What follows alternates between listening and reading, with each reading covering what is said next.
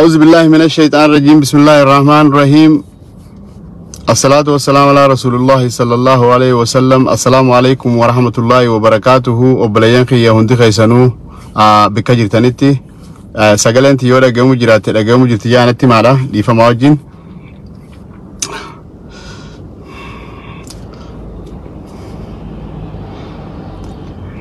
إنا لله وإنا إليه راجعون. إنا لله وإنا إليه راجعون. إنا لله وإنا إليه راجعون. أبليان والله وان أكمل جرانا ما بليسا قلبي نما چبساتي واني لغينيه غرتي سوشال ميديا خانا غبا اولي قد مجرو واني غرتي تاجو شربين جارتي سا تا akan jala turratti dalage shaytaanni akana mangoon en qabu obboleeyyan khiyya obboleeytii teenya rabbiin jannatul firdaws inisi haqananisu rabbiin gartee aaliisiitii fi firootansii hunda imaana sabri rabbi akhannuufi ajjechaan akka maleedha hedduu gartee garaa nama gubdii hedduu nama naasiftii michoo xiqqoodha michiyyoo gartee ganaa qaxara duba jaarsaa jaartiidha waan gartee isaan jidduutti hellee beeku baadhu rakkoon akka waan kana isa goosifte nin beeka garuu rakkummaan addunyaa tanarraa dhuftee gartee jaartii ifii nama ajjeesiftu rabbi namarraa haa qabu rakkoon akkasii gartee musiibaadha rabbi namarraa haa qabu ta duraan duraati namuutu bikka jirtanii gartee du'aayi godhaaf obboleetti teenya michoo lubbuudhaaf jetuni rabbiin gartee warra jannataatti aayida ujaadha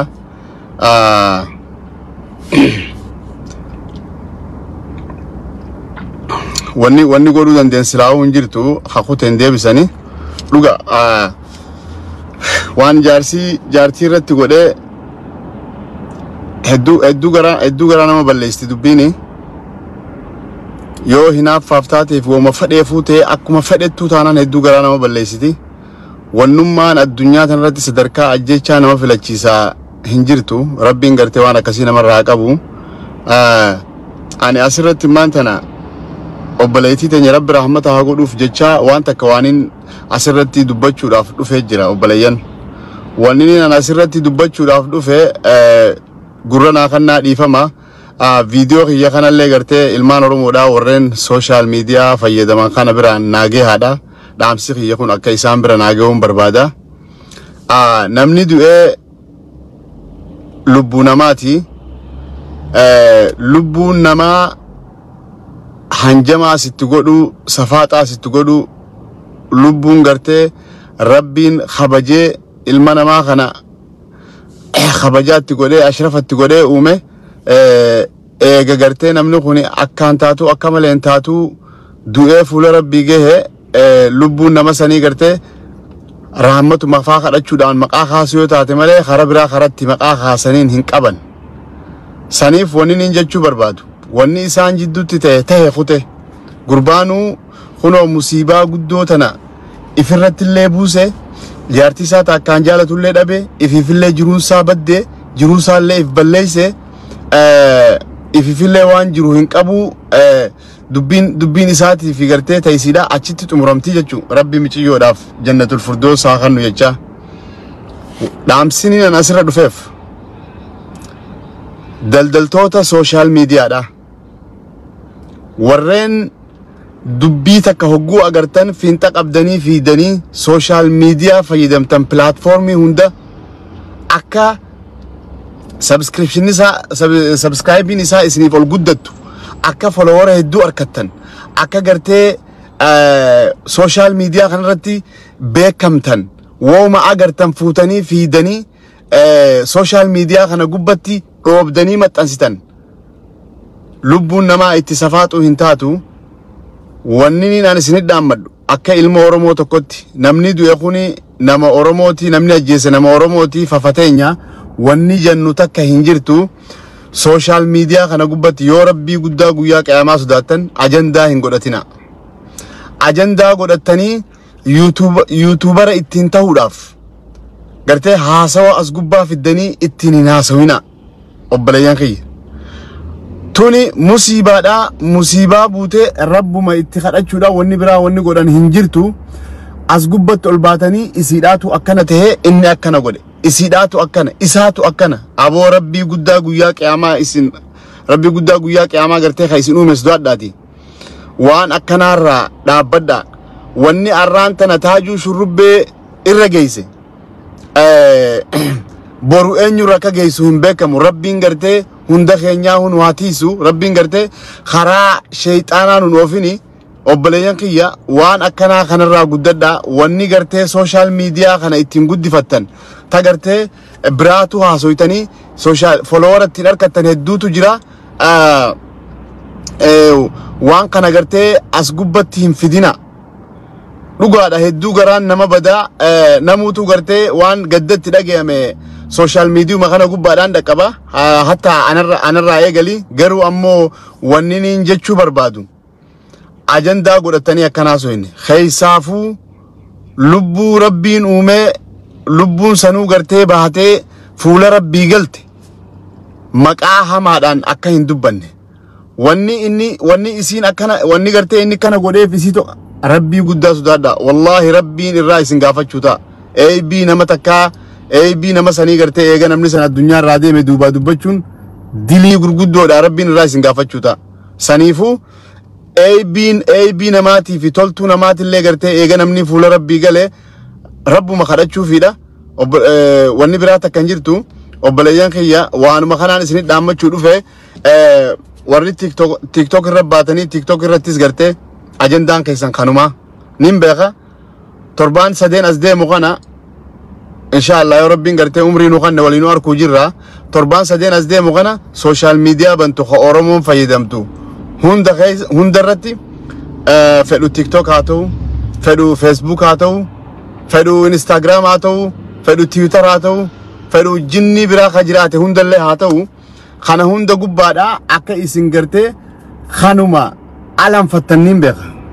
Wanni isin alalchitanii alanfattan akka kana ta'e niin beeka. Saniifuu please irraa gabaabbadhaa irraa xiqqaadhaa. Wanni biraa tagartee achi gubbatti itti haasoytanii itti gartee follower ittiin heddummeeffattanii waan biraa ittiin gootanuu hedduu qabdan hedduu jira. Sigalee akkuma bartanitti waan biraa jala fiigaa malee waan nama gartee fuula rabbii galee fi kaanis ifiifuu rakkoo addunyaa tanarraa musiibaa firra buusee musiibaa keessa jiru tanattuma dhiisa. Rabbu gartee kaduyeef rabbi kanadhaa isallee gartee rabbi araaramuuf jaa du'aama godhaafi. Sigalee silaahuu jaartis dhabe jiruus dhabe takka sani talamaffaadhaa wani ni jechuu barbaadu. Taajuu shurrubbeedhaa mataa isaa if bakka bu'a. Harargee dhalateef harargee guutuu bakka bu'u. Namni tokko harargee dhalateef harargee guutuu bakka bu'u. Harargee dhalate maali arsii dhalateef arsii bakka bu'u. Akkasuma kutaa Oromoodhaa Shawaa, Jimma, Gujii, Boorana, Wallagga, Walloo kana hunda dhalateef kutaa san bakka bu'u. Hamaas ta'ee gaariis ta'ee if mataa isaa bakka bu'a. Warreen social media kana gubbatti ajandaa ittiin uummachuudhaaf gurbaan harargeedhaa waan dalage gartanii takkaa gurbaan keenya waan dalage gartanii jettan deebi'ii harargeedhaatu wal akkana godhe gurbaan keenya intala teenya akkana godhe warri jettan rabbii guddaa sodaadhaati waan akkasiitis gartee waan duruun social media kana gubbatti barreeffama namni barreessuu fi komantiilee jirtuu fi kana hunda duruuniin arkee please reefki micciyootuun awwaalamne rabbi rahmata haa godhuufi micciyoon akhiramtitunuu gartee reefkisii hin awwaalamne. Obboleeyyan bar ilmi namaa tokko bar rabbiin sharafatti godheeti kabajaa itti godhee lubbuu ilma namaa tana kabajee waa hundaa ol caalchise aboo osoo gartee namni gartee ajjeefame kunu sigale hin awwaalamin waan kana maqaa kana hunda walii baasuu fi maqaa nama biraatii baasuudhaa fi akkasuma gandee inni irraa dhufee fi akkasuma gartee aantiisaa shaantiisaa hunda hizaabuun kuni waan gartee nurraa malee miti waan fafatuni akka waanuma ilmaan Oromoodhaa afaan Oromoo dubbatu hasabaan Oromoo ta'e waan arratee kanaaf yaa rabbi nu dhooysi akkitti dubbannu hin jirtu jaanii waanuma akkanumatti ija qabatanii afaan fi cufataniituma gartee yaa rabbi jaanii malee wanni takka wanni irraa dubbatan hin jirtu komantummaan kana nu hin jirtu anaas ta'e siis ta'e kutaa feete irraa qoottu shanyii Oromoon qabdu keessaa kafeete ta'e namni du'ee qaama keeti namni ajjeese qaama keeti salphina akkatti dubbattuu hin qabdu wanni as gubbaatee ajandaa godhattee follower ittiin heddummeeffachuudhaaf ittiin walattaa godhuudhaaf deemtu takkanuma hin jirtu jechuudha yoo nama sammuu wal daleedu ka surriin isaa hin dhuufin taate warra surriin isaa dhuufe taate malee namni as gubba bahee arraan tana ajaa gartee nuggalte gartee akka Oromoo guutuutti nuggalte kanaaf wannummaan as gubba baanee dubbannuu takka hin jirtu du'aa'uma godhuufi malee kuni karaan ittiin social media follower ittiin heddummeeffatan karaan biraatu hedduu jira sigalee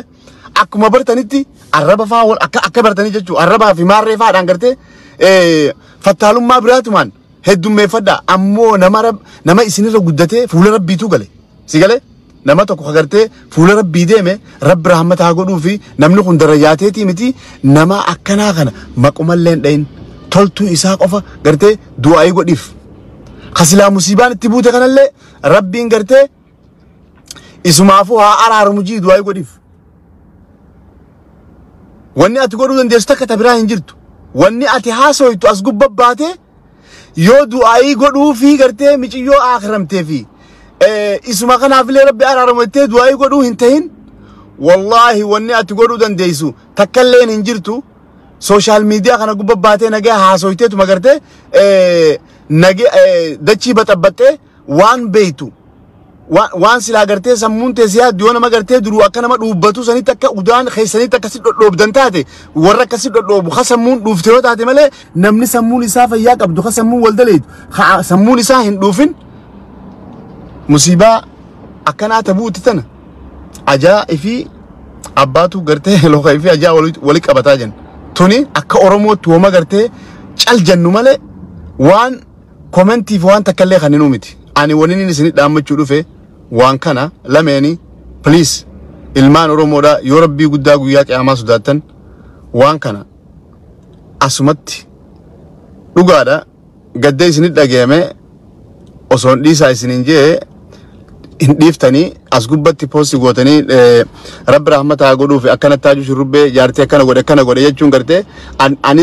anis Facebook yoo gubba irratti arkamuu qaba anis saayiboonni xiyyaar qaba kuni osoo gartee abbaan Facebook hin godhinaa isinin jee arraaf gootaniituma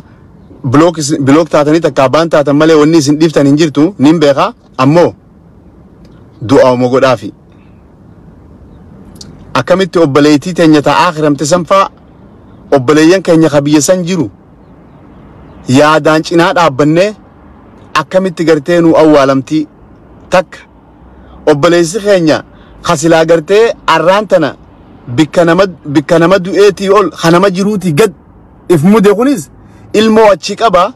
ilmoon isaa sanfaan eenyu irratti booda'aantii eenyu harkatti haftii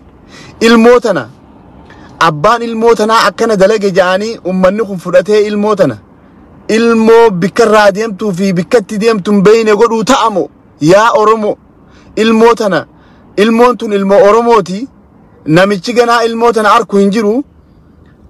akkamitti ilmoo tana faa gartee seef goonee ilmoo Oromoo tana faa qabannaa gartee sanfaa irratti gartee warri beekumsa nama gargaaru advaayisii nama gargaaru qabdan ka addunyaa irra jirtan gartee karaa barnootaatiinis haa ta'u noolojii uumaatiinis haa ta'u ijoollee teenya tabiyya san jirtutti dhaamsa akkanaaf haa dabarfadha obboleettiin teenya akkamitti gartee nuuf awwaalamtii akkamitti siigalee awwaalchisii nuuf gaggeeffamaafa sanitti gartee irraa haasawaadha karaa gartee barbaachisaa ta'e malee wanni dubbannu tabiraa fafaa wanni irra haasofnu takkalleen hin jirtu waanuma afaan qabannee callifnu wanni nin dubbachuu dhufe kana obboleeyyan kiyya hunda keessanuu isinin jaaladha isinin kabaja warra social media kana fayyadamtan Facebook haa ta'u wanni ammaan tan agartee irra ooltan halkanii guyyaa namu bika jirurra TikTok please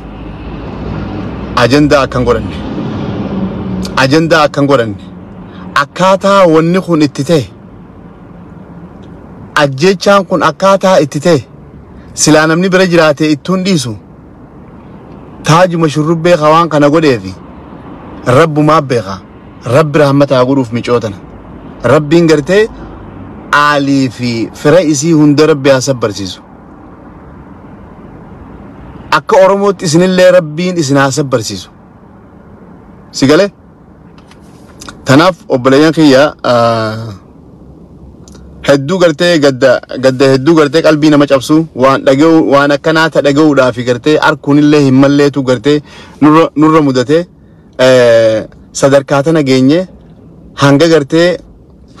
rakkoo nama keenya jidduu dhufte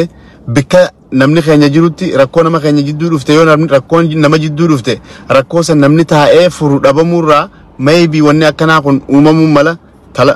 tabiraa ammoo obboleeyyan namni gartee Oromoodhaa hundinuu amantii qaba obboleessi keenya kun amantiin isaa amantii Islaamaati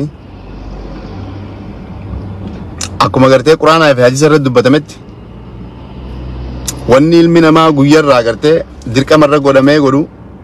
salaata namni salaata shanan harkaa qabu namni salaata shanan akkuma gartee rabbiin dirqamarra godhatti salaata shanan harkaa qabu salaanni fasaadaa fi gartee hamtuu hundarraa sitiisa akkuma ja'ametti silaa arraan tana gartee gartee